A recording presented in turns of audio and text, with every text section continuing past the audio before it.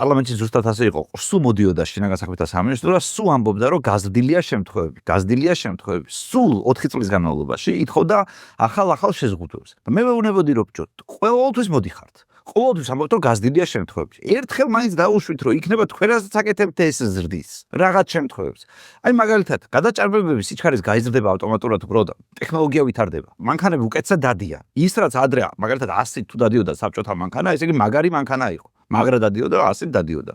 დღეს 100 ყველა მანქანა დადის. თქვენ რო გადაჯდეთ პირობითად უფრო ნელი მანქანიდან უფრო სწრაფ მანქანაზე, ავტომატურად თქვენი სიჩქარის მაჩვენებელი გაიზრდება, თუმცა ეს ავტომატურად არ ნიშნავს, რომ რამე ავტომატური საფრთხე დგება დღის წესრიგში. და ჩემი დაკვირვებით, უდიდესი ნაწილი ამ საფრთხეების, რომელიც მაღალ სიჩქარეზე წარმოიქმნება, უბრალოდ არის იმის გამო, რომ გზები არ ვარგა. ხიდებს შორის მიდიხართ გზატკეცილზე და ხიდია. ამ ხიდს და ბეტონის გზას შორის გადაბმა. ყველგან პრობლემა, ანუ არ არსებობს შენ მაგალითად ამასთანავ გერმანიაში ვიყავით და იქაც დავდიოდი მანქანით, იქაც დავდიოდი სწრაფად, იმიტომ რომ გერმანიაში არ არის სიჩქარის შეზღუდვა საერთოდ.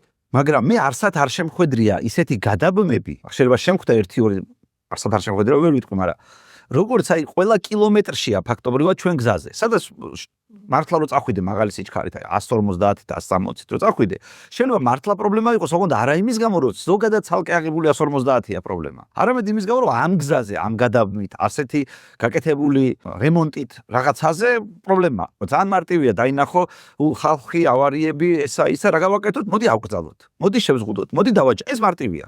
მაგრამ მოდი გზა გავაკეთოთ უკეთესად. ეს რთულია. ყველაფერი ადამიანების მძღოლების ბრალი ვერ იქნება გზაზე.